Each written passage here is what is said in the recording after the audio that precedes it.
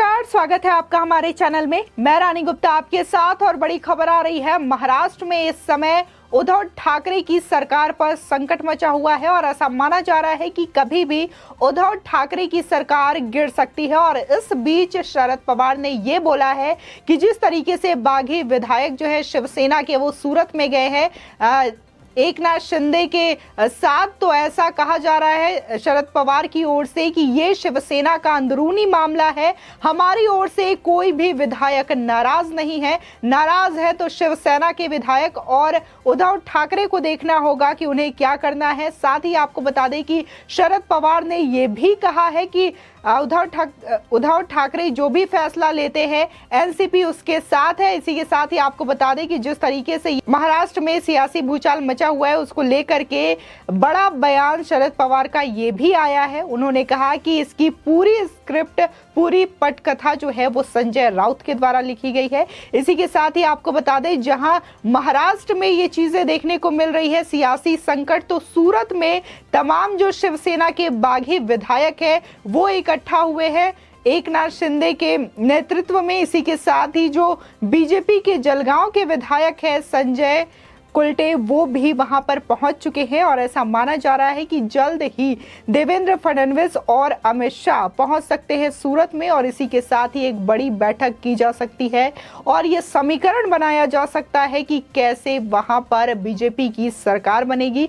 आपको बता दें कि जहां देखा जा रहा है कि पूर्ण बहुमत के लिए 144 वोटों की जरूरत है, तो इसके लिए ऐसा माना जा रहा है कि अविश्वास प्रस्ताव भी पारित किया जा सकता है। आपको बता दें कि इसी के साथ ही शिवसेना ने बड़ा फैसला लिया है और एकनाथ शिंदे को अपने विधायक दल के नेता से हटाने का फैसला किया है। आपको बता दें जहां प्रेस कॉन्फ्रेंस कर शरद पवार ने ये बड़ी बातें कही, तो उसी के साथ ही अभी भी जो एकनाथ शिंदे है वो शिवसेना के पहुंच से बाहर है और सूरत में स्थित एक होटल में अपने बागी विधायकों के साथ मौजूद है और लगातार जो है बागी विधायकों के साथ उद्धव ठाकरे जो है संपर्क साधने की कोशिश कर रहे हैं।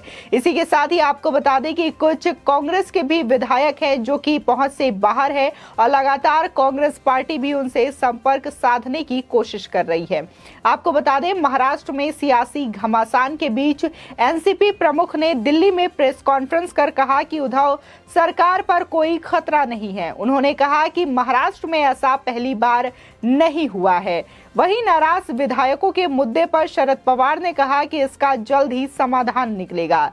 इसी के साथ ही उन्होंने कहा कि जो कुछ हो रहा है वो जब से सरकार बनी है तब से ये तीसरी बार हो रहा है। आपको बता दें कि 2019 में महाराष्ट्र में विधानसभा चुनाव हुआ था और तब से ही ये उलट पुलट का सिलसिला और ये जो सरकार का खतरा है वो लगातार देखने को मिल रहा है और 2019 के बाद एक बार फिर से 2022 में ये चीजें देखने को मिल रही है और ऐसा माना जा रहा है कि उद्धव ठाकरे की सरकार खतरे में है और जल्द ही ये सरकार गिर सकती है। इसी के साथ ही बता दें फिलहाल बीजेपी की ओर से अभी कोई भी पत्ता खोला नहीं गया है। ऐसा माना जा रहा है कि बीजेपी जो है तमाम सियासी खेल जो है वो देख रही है।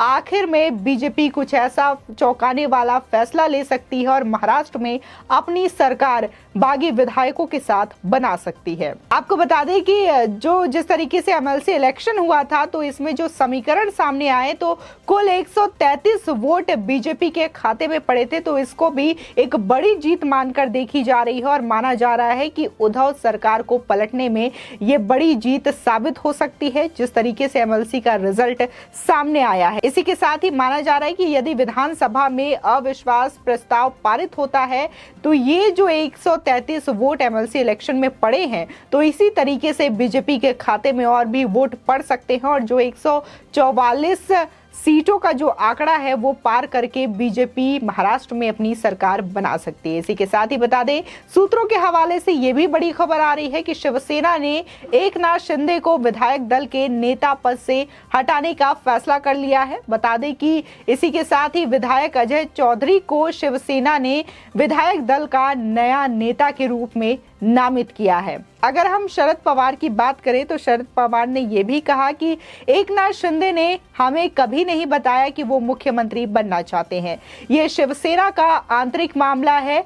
वे जो भी तय करेंगे हम उनके साथ हैं। हमें नहीं लगता कि सरकार में कोई बदलाव की जरूरत है। इसी के साथ ही शिवसेना के कई विधायकों के बीजेपी के संपर्क होने के सवाल पर शरद पवार ने कहा कि उनका आंतरिक मामला है, इससे सरकार पर कोई भी प्रभाव नहीं पड़ेगा, कोई भी खतरा नहीं पड़ेगा। साथ ही पवार कहते हैं कि शिवसेना, कांग्रेस और एनसीपी साथ साथ खड़े हैं। इसी के साथ ही एकनाथ शिंदे की नाराजगी के मुद्दे पर पवार ने कहा कि यह शिवसेना का आपसी मामला है और इसका समाधान भी जल्द होगा। एनसीपी का कोई विधायक नाराज नहीं है। आपको बता दें कि महाराष्ट्र में विधान परिषद चुनाव के नतीजे के बाद शिवसेना में बड़ी बगावत की खबरें लगातार सामने आ रही हैं। सूत्रों के मुताबिक उद्धव ठाकरे से नाराज चल रहे कैबिनेट मंत्री एकनाथ शिंदे पार्टी के कई विधायकों के साथ सूरत में ठहरे हुए हैं। इसी के साथ ही महाराष्ट्र में शिवसेना के बागी विधायकों का आंकड़ा लगातार बढ़ता जा रहा है। सूत्रों के मुताबिक कैबिनेट मंत्री और शिवसेना नेता एकनाथ शिंदे को पार्टी के 38 से भी ज्यादा विधायकों का समर्थन मिल रहा है। हालांकि संजय राउत ने कहा कि शिवसेना सरकार को एमपी मॉडल के तहत गिराने की साजिश रची जा रही है, लेकिन विश्वास है कि सभी शिवसैनिक वापस आ जाएंगे। इस बीच बीजेपी नेता चंद्रकांत पाटिल ने कहा कि शिवसेना में बगावत की स्क्रिप्ट किसी और ने नहीं बल्कि खुद संजय राउत ने लिखी है। बता दें कि एकनाथ शिंदे महाराष्ट्र सरकार में कैबिनेट मंत्री हैं और ठाकरे परिवार से नाराज चल रहे हैं और इसलिए माना जा रहा है कि वो अब या तो अलग पार्टी बनाने का गठन कर सकते हैं या फिर शिवसेना से पूरी तरीके से अलग हो जाएंगे, क्योंकि अभी बड़ा बयान भी उनका सामने आया है। उन्होंने ट्वीट कर ये कहा है कि बाला साहब ठाकरे ने हमें हिंदुत्ववादी की प्रेरणा दी है, हिंदुत्ववादी बनने का तरीका बताया है, ना कि विश्वासघात करने का, ना कि सत्ता के लिए किसी चीज का दुरुपयोग करने का, विश्वासघात करने का। ये बड़ा ट्वीट जो है वो एकनाथ शिंदे की ओर से किया गया है। तो इससे सीधे तौर पर जाहिर होता है कि वो एनसीपी और कांग्रेस के साथ गठबंधन में नहीं रहना चाहते और वो अलग होना चाहते हैं शिवसेना से।